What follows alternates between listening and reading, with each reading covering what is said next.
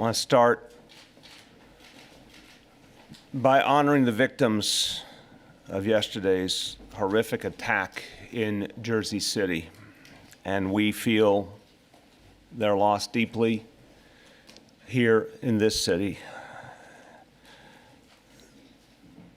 Moshe Deutsch, the son of Abe Deutsch, a well-known community leader in Williamsburg, was brutally murdered in this attack.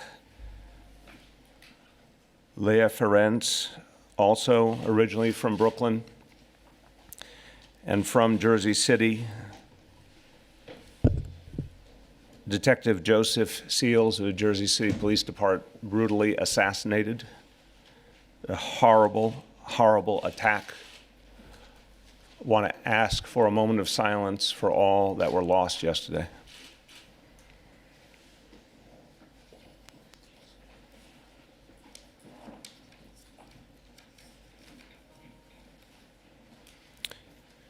We're here at a very somber moment. We're here at a very urgent moment for this city, but also for this nation. Everyone is here sharing that same mix of sorrow and anger and urgency. I want to thank all the elected officials, the community leaders, the clergy who are present in common cause. And we are all going to be working together. We have been working together for years. We are going to be working together even more intensely in the days to come. I want to thank the Executive Director of our Office for the Prevention of Hate Crimes, Deborah Lauter, who is leading an effort to work with communities all over the city to get at the root causes of the challenge we face. You'll hear from Commissioner Shea in a moment. I also want to thank Chief of Detectives Rodney Harrison, Chief of Patrol Fausto Pichardo, and the Deputy Commissioner for Intelligence and Counterterrorism, John Miller. Everyone at the NYPD who will be involved in the efforts in the coming days to ensure the safety of our entire city, and particularly of the Jewish community in this city. We feel a lot of pain, but we have to understand why this is a moment of urgency. This confirms a sad truth. There's a crisis of anti-Semitism gripping this nation. There is a crisis of anti-Semitism in this city. It has continued to take on a more and more violent form all over this country. Now we have seen this extraordinarily extreme form of violence reach the doorstep of New York City. And we have to take that as a warning sign. We have to understand, as I've heard from so many members of the Jewish community, that people are now living in constant fear. Members of the Jewish community have told me they no longer feel comfortable wearing anything that is a symbol of their faith for fear of an attack. That is absolutely unacceptable in a free society, that anyone should have to feel that way from any faith, any background. It's unacceptable in a city that is meant to be for everyone and prides ourselves in respecting all people. It's a national problem, unquestionably, but it is here now, and we have to recognize that this is a crisis. There has been an uptick in hate crimes in this city directed against the Jewish community. Some acts of vandalism and hateful symbolism, but some physical assaults. Until yesterday, we had not seen in the New York metropolitan area for many years the level of violence directed at the Jewish community that we saw in Jersey City. And so we have to understand we've entered a new reality. No one is happy about it, but we have to be honest about it. What we saw yesterday was a premeditated, violent, anti-Semitic hate crime.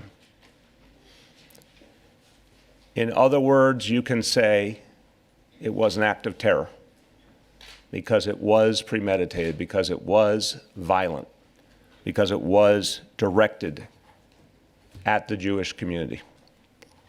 There's still a lot we need to know. The investigation is preliminary, and we only have some of the picture of what happened in Jersey City. But it is enough to tell us that this was an act of hate and an act of terror. Anti-Semitism, I don't have to tell anyone here, but it's worth saying for all New Yorkers. Anti-Semitism is not a new phenomenon. It is centuries old. I think at one point we hoped it was in decline. We hoped it had gone away, but it never went away. It just lay dormant in this country and in many other countries, and now it is coming out in the open. History teaches us to take these warning signs seriously. And we in New York City have to lead. We have to show our country what a vigorous response looks like. And it will have to go farther than anything we've done previously. So to the members of the Jewish community of this city, my message is we will keep you safe. We will use the largest and best police force in this nation to protect you, but we're going to have to do a lot more at the community level to engage community members and community leaders of all communities in common cause to root out hate. I'll say a few more words before turning to Commissioner Shea regarding the specific actions of the NYPD, but I will say very crucially at the outset, there, at this hour, are no credible and specific threats directed against New York City. But that is not sufficiently comforting, and that is why we are in a state of high alert. I directed the NYPD last night to go into that state of high alert and to ensure that hundreds of officers would be assigned to dozens of crucial Jewish community locations around the city. That effort will grow, and that effort will be ongoing. Commissioner Shea will go into detail. You will see visible and increased presence throughout the Jewish community for a number of days to come. That's the first point for people to understand. That presence will be large and consistent over the coming days. It has started already. Second point is the NYPD has been building a new unit over the last weeks. We now want to publicly announce this unit. The acronym is REME. That stands for Racially and Ethnically Motivated Extremism. The unit is focused on identifying any trends and any signs of racially and ethnically motivated extremism so that it can be acted on before any terror or any bias crime occurs. Commissioner Shea and Deputy Commissioner Miller will go into greater detail. This is a new unit within the NYPD's Intelligence Bureau. As I said, it has been built up over the last weeks. It did not happen as a result of this horrible incident yesterday, but this is the time to now talk publicly about the role of this unit and what it will do.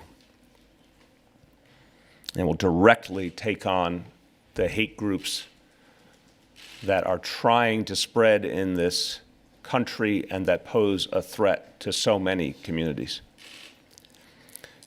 Last point, as I indicated, we will be gathering community leaders across all faiths and backgrounds in common cause, with a sense of urgency to find any signs out there of potential acts of hate, to reach deeper into all our communities. Our Office to Prevent Hate Crimes will work on the long-term solutions, but right now we need to reach more deeply into our communities to find out where immediate threats exist. We will turn to faith leaders, elected officials, community leaders, with a particular focus on Brooklyn, where very sadly we've seen so much of the hate crime activity in this city. We'll have more to say on that in the next few days. But one thing I want to remind anyone who ever even ponders committing an act of hate in any way, if anyone out there is even thinking about committing an act of hate, the NYPD has proven that it will find you, it will prosecute you, and you will suffer the consequences. We have to be very clear. We seek to move the people of the city in all the right and positive ways, but for those who refuse to respect their fellow New Yorkers, there will be very serious consequences. And hate crimes, to make it very simple, once any crime is committed, there will be consequences. Once it is proven as a hate crime, there will be additional time in prison. To close, before turning to the Commissioner, history has shown us over and over again the danger of silence. And no community understands this better than the Jewish community. Silence can be fatal. That means all of us have to speak up against hate. It means we all have to guard against the dangerous trends in our society, and we cannot let them grow. But it means something more personal as well. It means confronting hate speech in our lives when we hear it, God forbid, even from friends or family members. It means reporting anything that suggests the potential for an act of violence and a biased crime. I want to urge all New Yorkers to remember that phrase that we have lived by and has saved so many lives: if you see something, say something. That message has been heard and felt by New Yorkers for years. We remember in Chelsea just a few years ago, an everyday New Yorker called in her concern about a package on the street and saved countless fellow New Yorkers when it turned out it was a live bomb. Well, if you hear the kind of speech that suggests someone might be considering an act of violence, if you hear someone musing out loud about committing violence against the Jewish community or any community, we need you to call that in immediately. If you hear something, say something too. Call 911 or call 888 NYC SAFE. Any and all information is needed. Do not hesitate. If you think you've heard something important, don't hesitate. The NYPD needs to know it. That one phone call might save lives. So everyone, this is all of our business. This is a crisis, and in a crisis, we all band together and we all take responsibility. And I would conclude by saying there are many people hurting today, our brothers and sisters in Jersey City, and I want to thank you, Commissioner, for the extraordinary support the NYPD provided yesterday to Jersey City in their hour of need. My heart goes out to the people of Jersey City, to Mayor Fulop and all the people he represents. They are going through a lot of pain. The families who have lost their loved ones, the people who were injured. But to all New Yorkers, remember today, members of our Jewish community are in pain right now. They are feeling beleaguered and attacked. They just saw something horrific happen on our doorstep. Offer your understanding and support, whether you're a member of the Jewish community or a member of another community. Offer your support today. And to our police officers, they have lost a brother.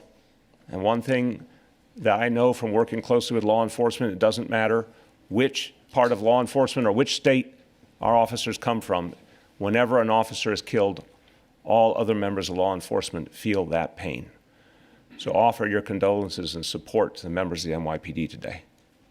With that, turn to Commissioner Dermot Shea.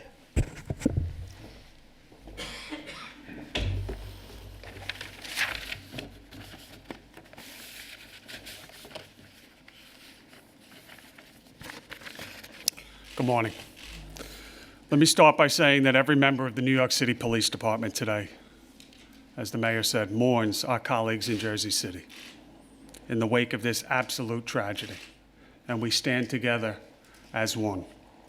By all accounts, Detective Joe Seals, a husband, a married father of 5 children, was a stellar police officer, highly skilled at doing his job, getting guns off the street, making the streets of Jersey City safer for all residents. A man truly dedicated to the people he served. And our hearts also go out, of course, to the families of everyone killed or injured in this prolonged, senseless act of violence. While authorities in Jersey have the lead in this investigation, obviously I can tell you that from the start, the NYPD offered and sent almost immediately specialized resources to Jersey City as this initial job came over as an active shooter. And that occurred shortly after the first reports came in. Some of those resources included members of the Intelligence Bureau, our aviation unit, and you can think of the hazard with the weather conditions yesterday, our emergency service unit, men and women that train with their partners in Jersey City well before this incident. So this is not a story in a distant newspaper or far-off land. These are people that they know and respect prior to. Almost immediately here, as this was unfolding here in New York, we deployed our critical response units throughout the city to various Jewish locations. And that instant response was amplified, as the mayor said, throughout the night and continues to this point in time. Initially out of an abundance of caution as the situation unfolded, but then with more purpose as the details began to emerge.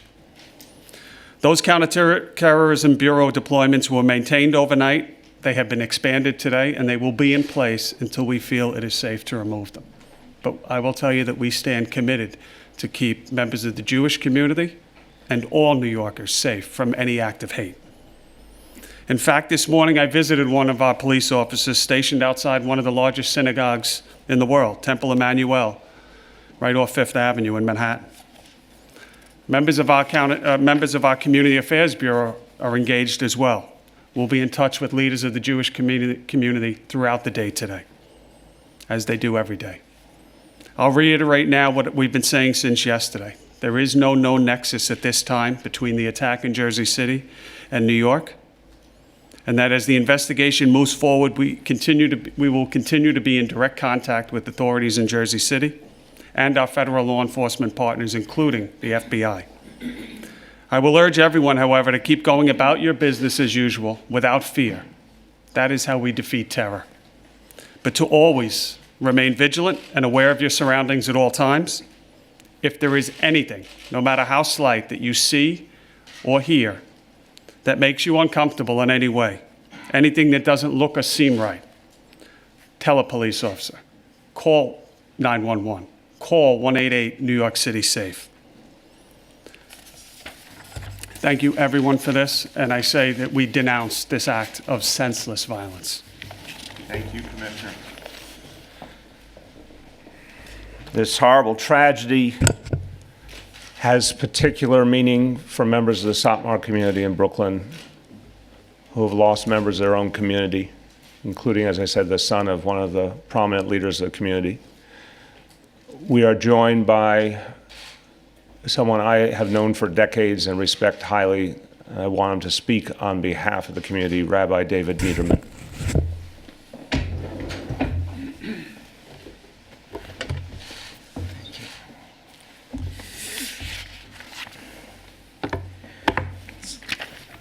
Thank you, Mr. Mayor, and thank you to all of you standing over here, and to those who have been law enforcement that have been up at night and all day, just covering and seeing to pinpoint what has happened and expedite the process of people in the community relieving their fear. Who knows how many more people were killed? Those waiting outside and wondering, what am I going to hear of my loved one? Thank you to all of you. And I want to say, Mr. Mayor,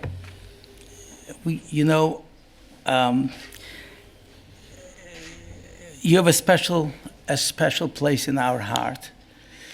You were always there, and you continue to be there.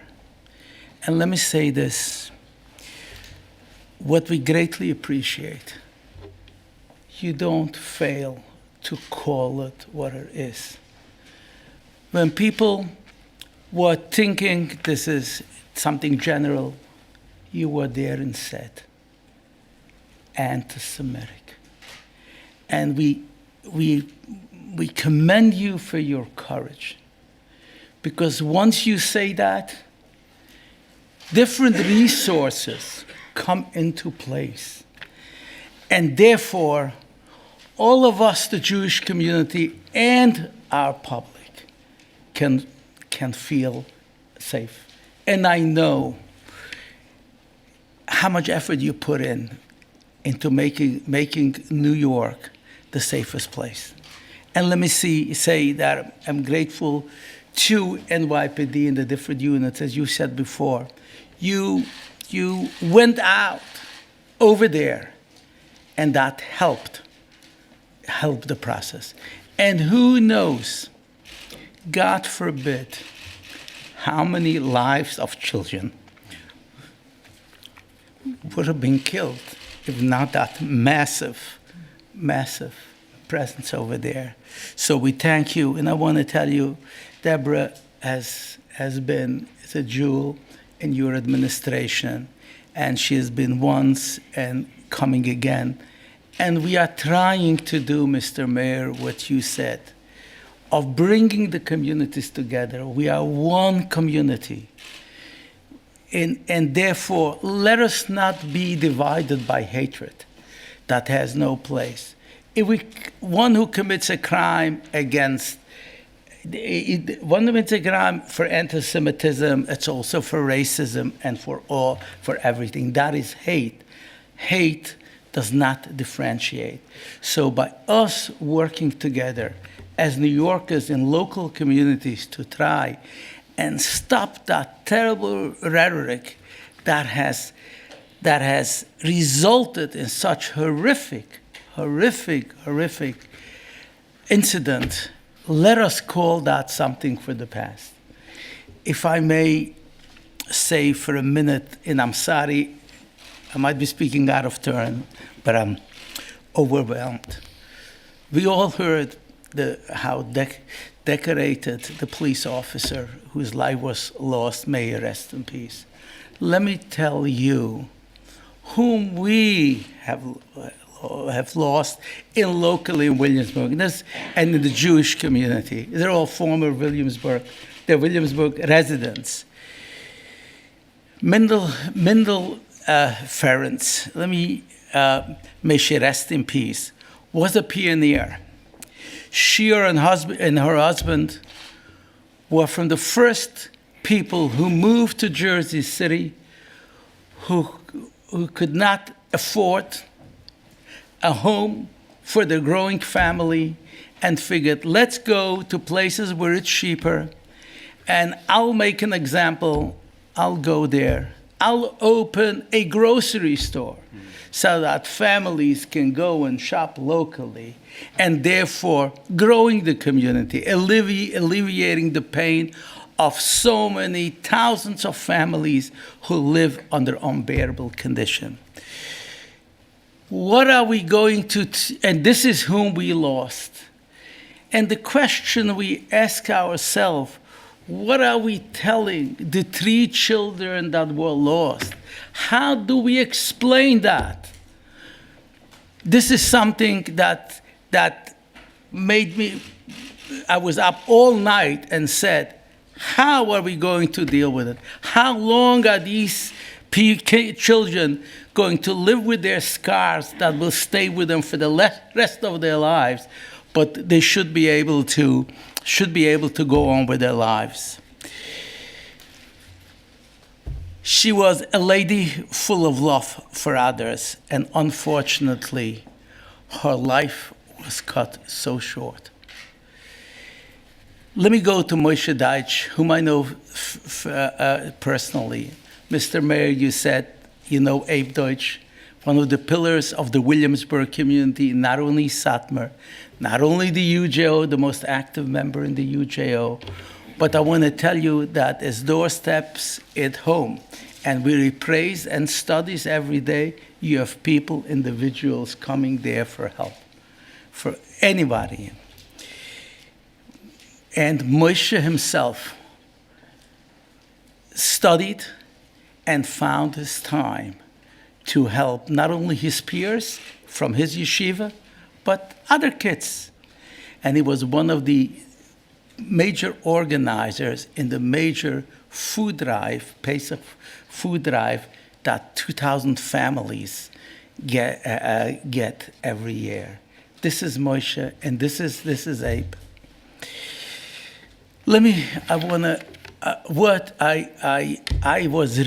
I couldn't pick up the phone. I couldn't face Abe. And it hurt me. I could not face him. And he reached out to me with a text.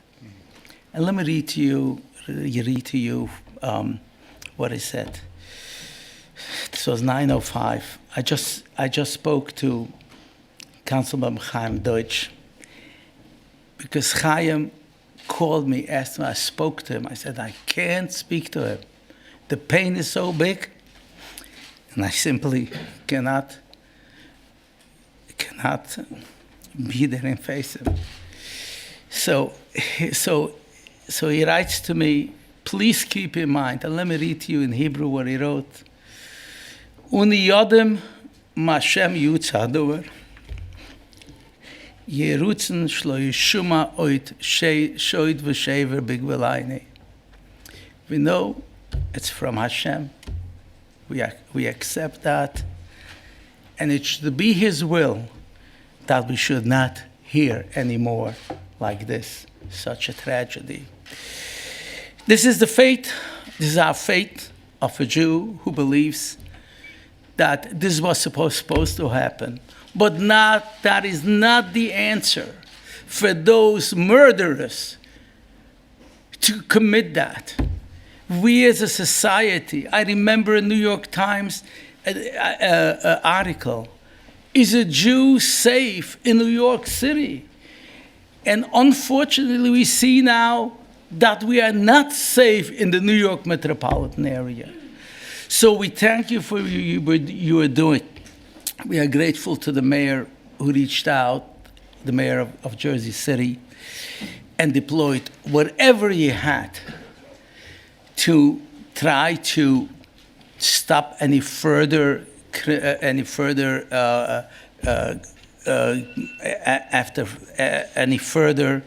killings. But can you imagine? I'm sorry if I speak. A few hundred bullets went into a body of a 24-year-old child. How can we, as a community, as people, bear that? I'm sorry, just want to say, I'm sorry for that. No, don't be sorry. But thank you for what you are doing, but as a society, we as the federal, state, and city government, local government, working together, erase that hate, which is, as you said, Mr. Mayor, it's not only to the Jewish community, but to any community that's experiencing that. And just to any, those killings just for gang robberies and money, this has to be stopped. You are working to make this a safe city. May Hashem give you the ability to continue to have this city as the safest city, and that all communities, including us in the Jewish community, feel that we are safe with God's help. Thank you very much.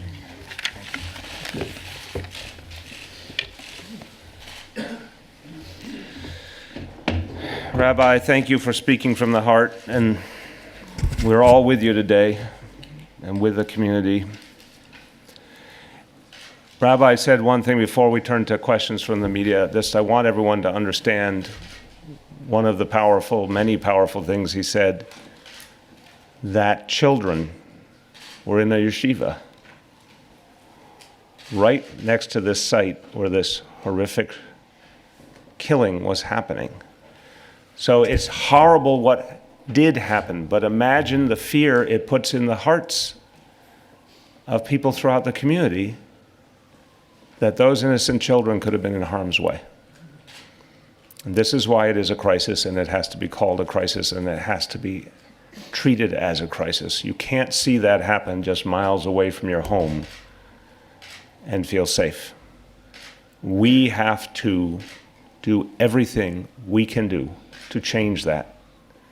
So we return to a day where people can walk the streets of this city and know that this horrible moment has ended and we've moved forward. And it will take real hard work. And again, I say to everyone, you can depend on the NYPD, but do not ask them to do everything. We're all a part of this. They can't be everywhere, they can't see and hear everything, but all of us together can. And once the NYPD knows about something, they can act on it. But we all have to be vigilant, and we all have to support each other. With that, take questions from the media. Yeah. Could you talk a little bit more about the new unit and how it works with the hate crimes task force? Dermot, John? I'll kick it off and I'll pass it to John. But let me just say, we've seen an increase this year in anti-Semitic hate crimes in New York City. I think it's been well documented this year. And where we stand today is a 22% increase. And at times there are some that may look at these and downplay them. Well, they're just a sign etched on a window or in transit. Let me be very clear. The NYPD treats every one of these as serious incidents. We have the largest hate crime unit in the country. I think there's a relationship between those incidents and this. And I don't mean one that you can tie together. But there's an escalation. You see swastikas being drawn. You see a brick thrown through a window. You see a woman walking with her kids walking down the block and having her wig ripped off her head. And sometimes it's kids, but there's a common theme here. It's ignorance and it's hate. And it's got to be denounced by everyone. It's got to be denounced by not the NYPD, not members of the Jewish faith, every New Yorker. That hate crimes unit is currently staffed with about 25 members. And if you think about what they do, they respond after the fact. An incident has happened, it's dissected, they analyze it, is this in fact a hate crime? And then they take it and run with it. But we're not blind to what's been happening, and I've had many conversations, and to Jimmy O'Neill's credit, before me, and John Miller to my right, and myself, Terry Monahan, and others, that what we've been seeing, not just in New York City, but across the country. So what can we do with hate that hasn't risen to an individual act yet? And can we prevent it before an incident like this happens? That's really what's behind this new unit. I'll let John Miller really drill down into some of the details and some of the parameters, safeguards that we have built in place around it. Thanks, Commissioner.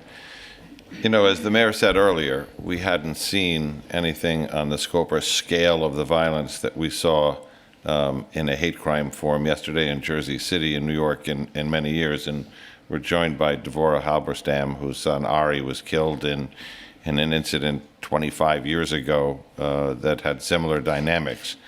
What we have seen across the country is an increase in hate groups, an increase in hate speech from hate groups, and an increase in individual acts emanating from those groups and that speech.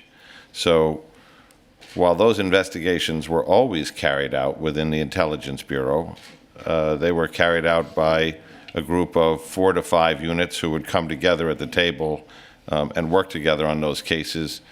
This summer, in the course of a single weekend, when you saw an attack at a garlic festival in Gilroy, California, followed by one a couple of days later targeting immigrants in El Paso, followed by another in Dayton, Ohio, preceded by the attack of the Tree of Life Synagogue in Pittsburgh because of an actor who was upset about their association with a support agency that actually is headquartered in New York City, or the shooting in Poway. Towards the end of the summer, it became apparent to us that while this work was being done, it would be better formed to get the 4 or 5 units together in one team it was clear that we needed to expand that team before something on this scale happened in New York City.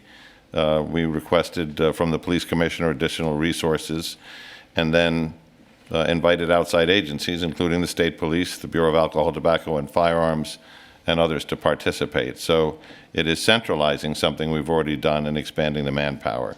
It operates the way the rest of the Intelligence Bureau does on these cases, which is under the Handshoe guidelines, which gives us the ability to investigate what we need to investigate while carefully guarding civil rights, free speech, privacy, and the rest of the considerations that go hand in hand with that. Blasio, sure. John, we could just follow up on it. Can you give us some idea of how this unit will try to prevent crime from happening, to identify the lone wolves or the people who are involved in posting hate speech, fomenting hate speech, trying to get weapons, etc.? So I think, Marcia, your question touches on the shifting dynamic that we have seen and we've seen grow, which is it is not so much, although there are subtexts here, subgroups, it's not so much that individual groups are meeting in somebody's basement and plotting violence. Before you get to that point, what we see is the expansion and the networking of this online. Many of these groups have literally taken a page out of the ISIS handbook in terms of propaganda and encouraging acts. Many of these message boards that you've seen, from the one that was cited in the Tree of Life synagogue shooting to that would, Gab, 4chan, 8chan, Discord, where people get together and exchange these ideas and encourage violence, are places that give us opportunities to understand networks as they're formed, networks as they grow, and where hate speech, which unpopular speech is also protected by the First Amendment, crosses the line into hate acts and acts of violence. The idea is to have the intelligence, use the analysis, and then execute the prevention, which is the key. I'm not going to get into the suite of tactics that we use, because that crosses all investigations, but the idea is to focus on prevention. Dave? John, can you just clarify, does this group then meet all the time? Is it replace the 25 members who are in the hate crimes unit? They're part of it? Different thing. No, to go to the police commissioner's distinction, the hate crime unit, which is a very well-formed and highly experienced unit, responds to hate incidents, investigates them, and tries to bring people to justice. Those are often individual incidents committed by individuals against individuals. The focus here is hate groups and hate networks.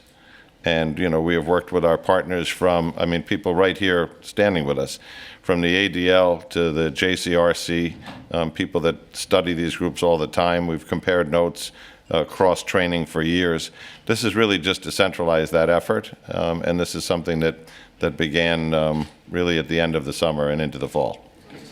Hold on, everyone. Hold on, we're going to go around. Anna, go ahead. Can you talk a little bit about what has been happening with the new Office of Hate Crimes since it was started, I believe the first week of September, just kind of the progress that's been made? Deborah, go ahead. Right, so the Office for the Prevention of Hate Crimes opened in early September. As Rabbi Niederman mentioned, I've been spending a large part of my time meeting with the community, looking for solutions.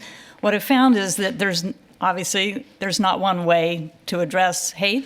There's not one way to address anti-Semitism. What you just heard today is a tangible way that law enforcement is dealing with it. So there's three pillars. You need law enforcement, you need community relations, and you need education. And those are the three things our office has been focusing on. So the rabbi's been doing some incredible, and others, outreach in the communities just to break down stereotypes and to get the communities to know them. I think this is a really healthy thing that needs to be scaled in this community. The education, what we're finding is that there is very little, particularly among youth, about what are hate crimes. They know that when they're scrawling a swastika, they're doing something bad, but they don't have any context for what the meaning of a swastika is and why it's having such impact on the Jewish community. Today, the Office for the Prevention of Hate Crime is convening the first ever interagency committee. These are all the agencies that have worked in some respect on hate crimes. We're bringing them all together to talk about how do we address this long-term and holistically. So I'm really excited about doing this in this way, and I commend the mayor for the vision for creating this office. Thank you. Let me just try and give some quick context that what Deborah and her team are doing and working with everyone here, we are going to be on a long journey to try and eradicate hate. But there's really immediate things that we have to do too. And again, we'll have more to say in coming days about some immediate steps we'll be taking at the community level that have to involve leaders of all different communities. The other point is we've got to figure out how to create more consequence. I think there are some crimes that deserve stronger penalties. I think there are real questions in terms of working with prosecutors to make sure that they are following through on these cases effectively and making sure that they're seeking appropriate penalties. I want to thank Devorah Halberstam, who has raised this concern to all of us to make sure that the coordination with the prosecutors is tighter, but also that there's a recognition that we have to create a culture of consequence, because I think Deborah's point is well taken. There are people out there who think they can act with impunity or don't even understand their actions. But once it is clear there are consequences, it changes the whole discussion. So we have some real work to do quickly on that. Yeah. Are you getting that understanding by talking to kids who have maybe drawn swastikas? Asking them, why did you do this? Do you understand what this means? Is that what you mean by outreach to, communities that... Yeah, that's what we're hearing, is that when the perpetrators of swastika incidents are caught, and many of them are youth, they admit that they didn't know what it was. There have been programs taking these kids like to the new Auschwitz exhibit in the Jewish Museum and giving the kids some context for what was behind it, and from what I understand, it was incredibly impactful. So basic education, not only about hate symbols, but also anti-bias education, and just generally, how do you stand up against bigotry and hate? We have to inculcate these values in our youth early on. And then just, I'm sorry, one last, Anna, just want to get around. We'll come back to you. You said that in the next couple of days you would be doing outreach. Is that kind of going to be on top of the existing budget for the office? Again, different matter. We're going to have more to say in the next few days. Go ahead, Erin. On the unit, you talked about how big is it? And How big is the new unit? yeah, is there John? of officers who are working in it? Is it already in operation, or is it going to launch? In operation and growing. John? So it's been in operation for several weeks with the team together. We have been recruiting an additional half dozen people, but it's going to round out to a couple of dozen, so 24, 25. Combination of NYPD detectives, Intelligence Bureau analysts, and partners from outside agencies. Go ahead. Commissioner Miller and Commissioner Shea, could either of you talk about the group affiliated with the shoes in Jersey City, their presence and activity in New York City, and how this new program you're announcing will address them? What I'll say is obviously it's a Jersey-led investigation. I'm aware of many of the reports that are already surfacing about several of the identities. We'll be working closely with our partners in Jersey City, as well as through John's JTTF with the FBI, to peel back the individuals involved in this, the scope of it, is there anyone else involved, and all of those networks, if they exist, will be examined. But it's a little preliminary right now to be commenting on the individuals and any affiliations they may have had. Gloria. I just wondered if, I know we have covered this at every crime briefing, but can you just talk in general about what the rise in hate crimes numbers look like, the kind of increase that we have seen in the last year or 2 years? And if you could tie it to anything specifically that's been happening in our society in the last few years, why we are seeing this increase, something we haven't seen in many, many years. As the commissioner comes over on the facts, I'm just going to say, in the most American way, meaning nonpartisan, non-ideological, it's just clear there's more division, there's more hatred. It's getting more permission. We could all go into the how and why, But, you know, we all have eyes to see. The civic discourse, the what you're allowed to say and not say is really different from just 3 or 4 years ago. And there's no question that that's part of the equation. But there's other things going on too.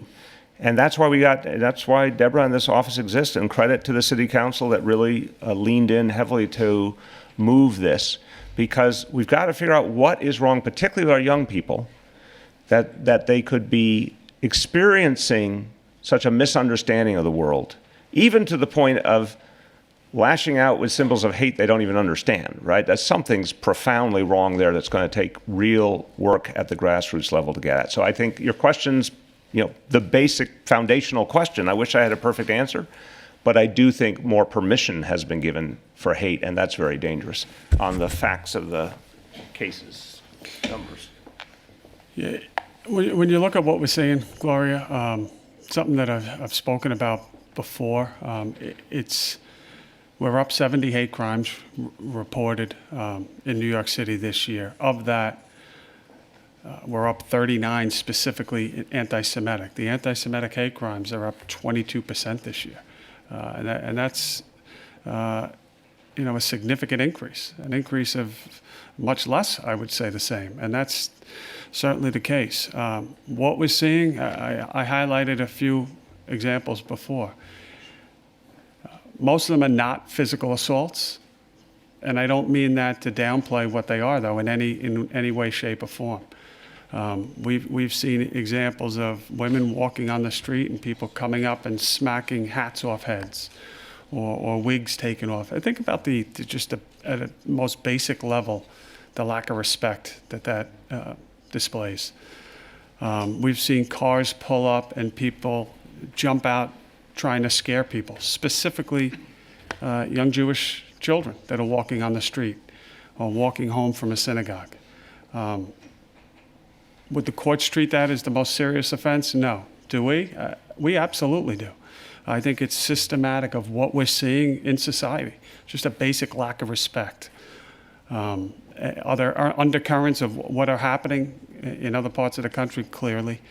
I think, as I said before, the common denominator here is you can call it ignorance, and maybe that's not the appropriate word, but I'll call it that.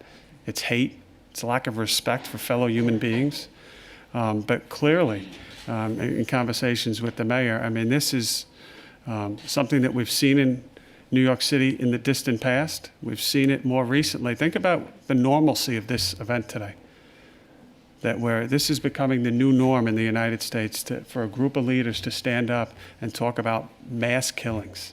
I think it's a sad day, and it says, unfortunately, a lot of wrong things about where we are today. Amen. No? Okay.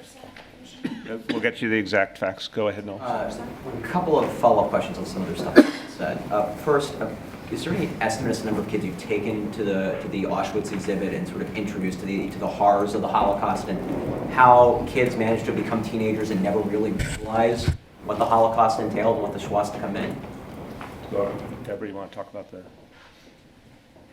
And before she goes, just secondly, you mentioned efforts to tighten cooperation between the police department and prosecutors when it comes to going after hate crimes in the city. Are there any notable lapses that leap to your mind, cases where you thought hate crimes should have been brought as criminal charges but weren't? I'm going to speak broadly to that, but you speak to the first part about what we're doing. And again, your efforts are nascent. Let's remember the office started in September. It's only December. But any kind of sense of what's being built up to bring young people to see these kind of exhibits. Obviously, the Jewish Children's Museum in Brooklyn is another very powerful place for that kind of education to happen. Right. I don't have the exact numbers with me, but you can contact the museum. They have reported a definite increase in the number of student tours that are coming through.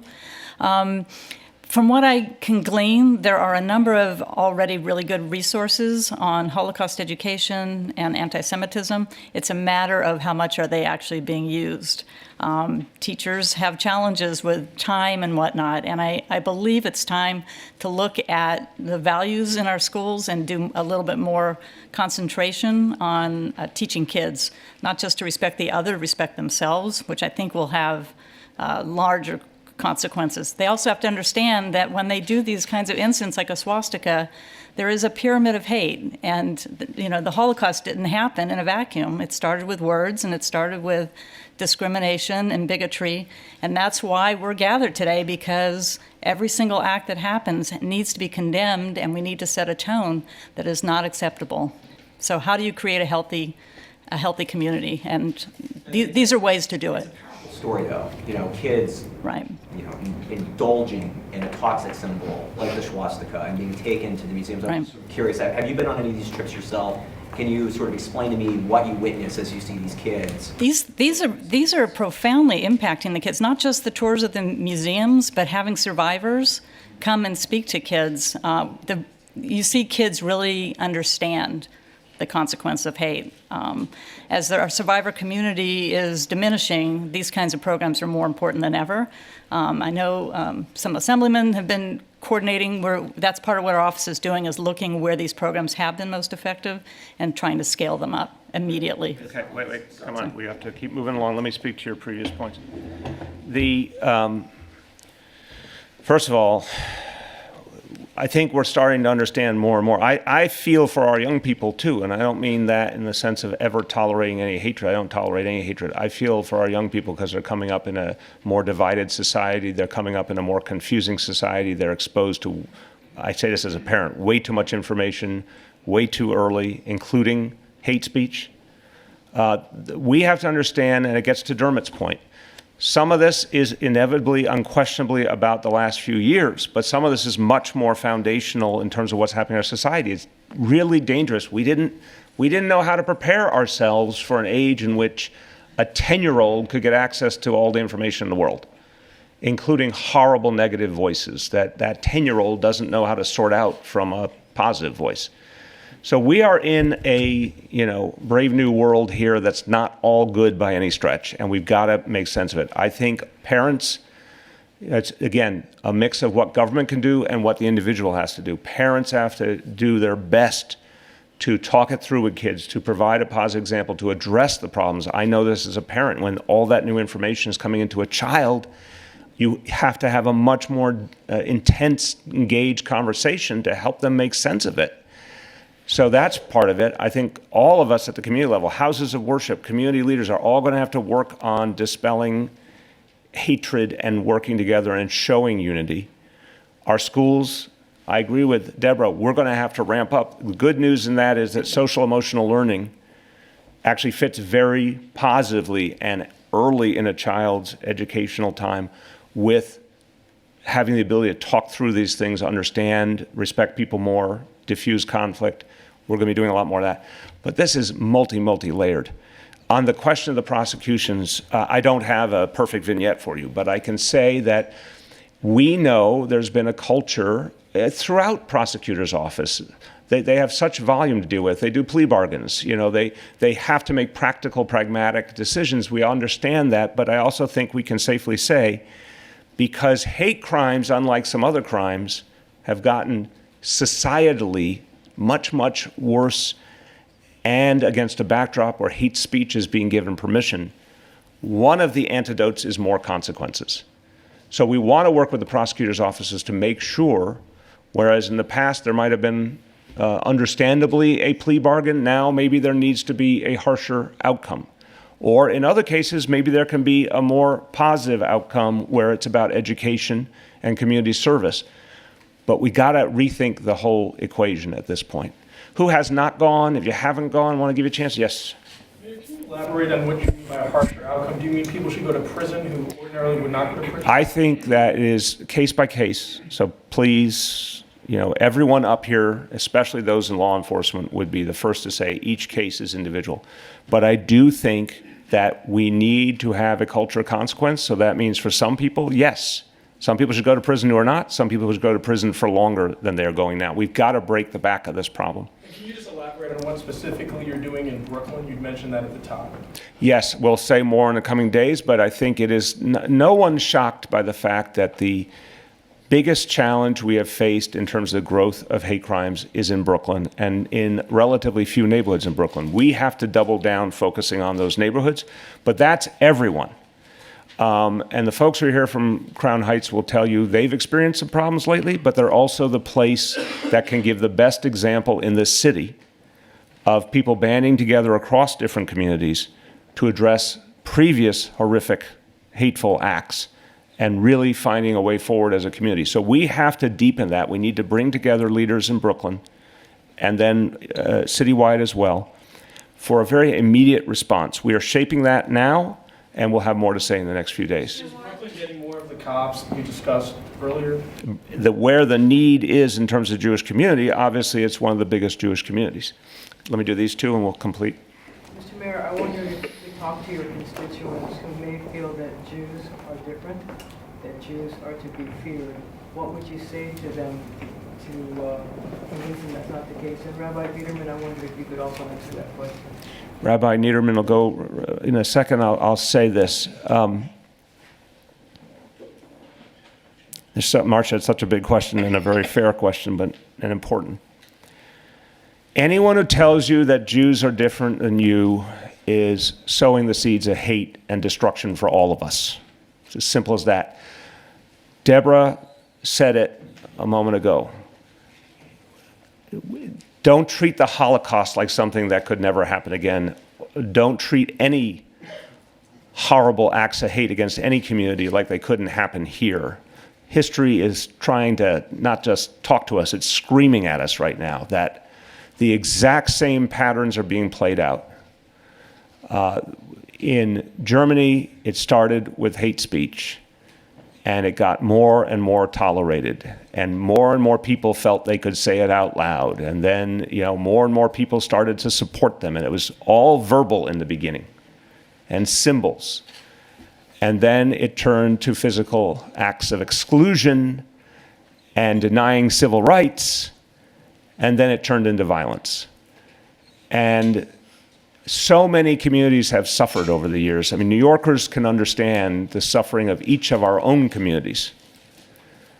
Put yourselves in the shoes of the Jewish community right now. There are people living in this city who are in concentration camps. I have met some of them. There are people with those tattooed numbers on their arms from places like Auschwitz who are living in our community right now. It is not the distant past. It's right here with us. So you have to understand how dangerous this situation is. Now, if a lot of people in Germany in the 1920s and 30s had stood up and said, there's no way we're going to accept this, we're not going to be party to this, 6 million Jews and millions more beyond would have still been alive. So people all play a role in this. There is a horrifying image, and not the later images of murder on a vast scale, but the lead up. After the Pittsburgh attack, I stood with Rabbi Arthur Schneier, who at the age of, I think, 9 years old, stood outside his own synagogue in Vienna on Kristallnacht, and it was burning. Vandals, Nazi vandals, organized vandals, in an act of terror, burned down that synagogue. That was horrible, but the worst part of the story, he recounted it to all of us, was that the authorities stood and watched. The fire department stood and watched. The police stood and watched. That wouldn't have been true 10 years earlier in Vienna. So the words of hate and the small acts of hate turn into a much greater danger that will threaten us all. And it has to end here and now. This is a place where it actually can be stopped. And we will use all the force of the NYPD, but we have to go much, much deeper than that. Rabbi.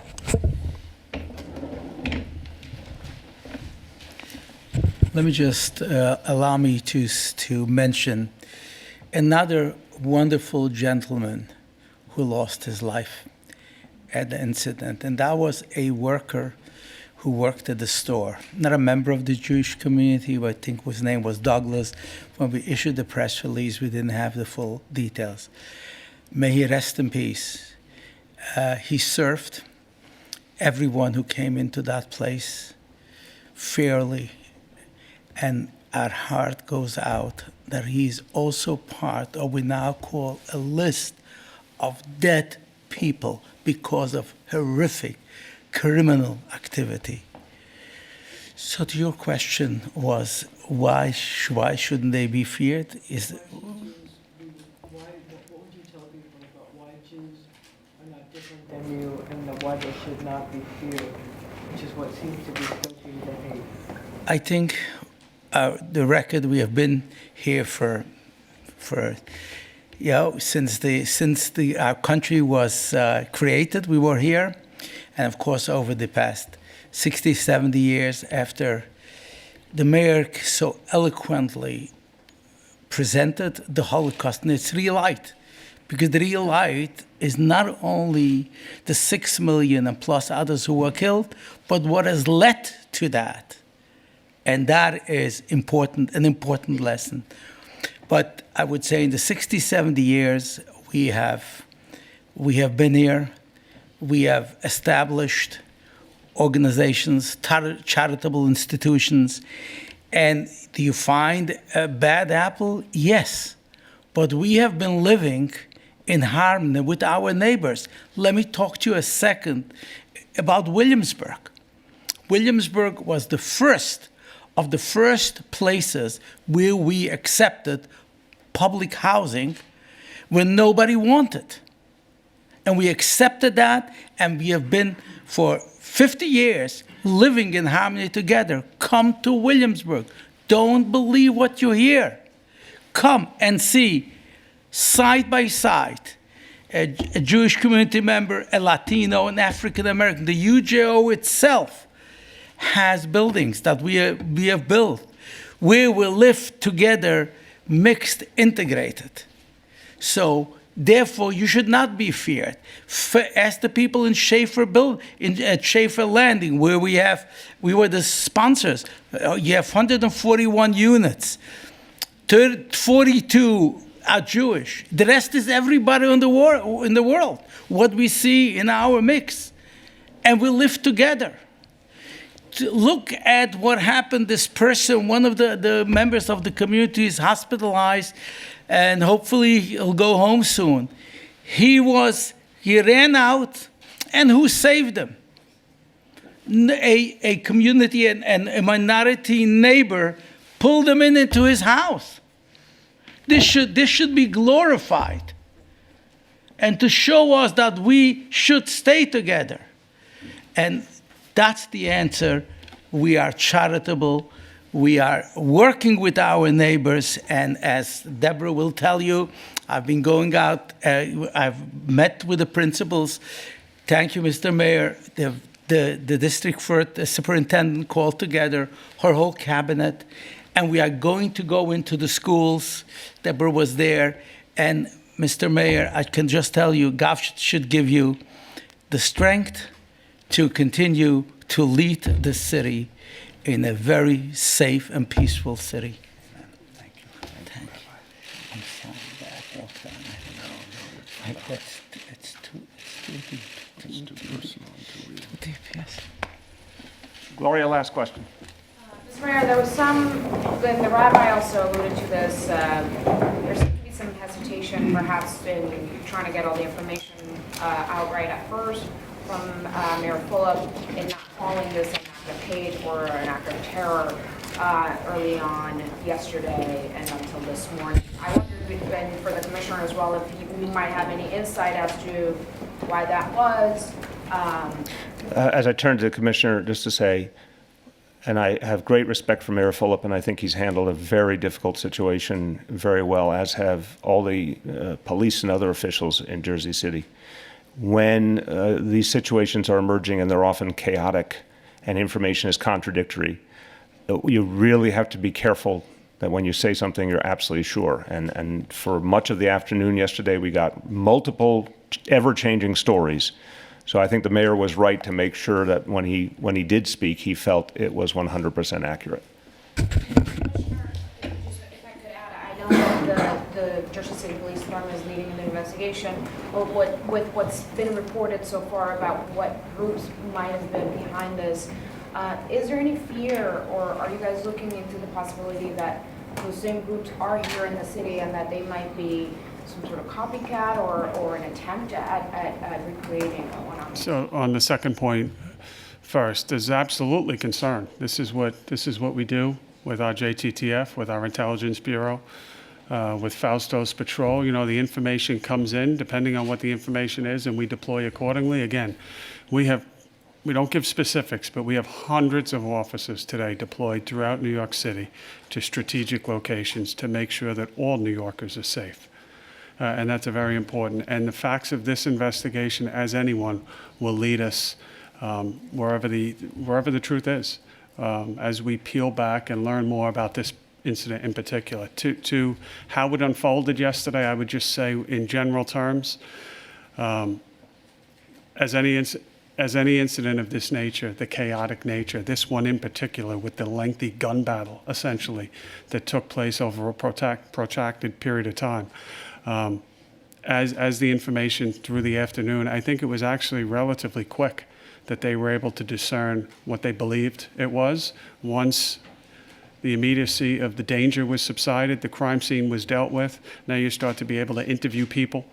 You start to be able to review video. None of this is happening while there is an active gun battle with hundreds and hundreds of rounds in its simplest terms. Many stories came out, and as they often do, the facts turn sideways or completely 180 degrees. Is it related to other crimes? Is there a pursuit into this store? As it stabilized in real short term, they were able to discern and communicate to us what transpired. And just to conclude, Gloria, to your question, one, again, emphasizing there is no credible and specific threat directed at New York City. Two, the entire purpose of the unit that John Miller has created over these last weeks and now is going to gather strength is to look at these trends and look for potential connections.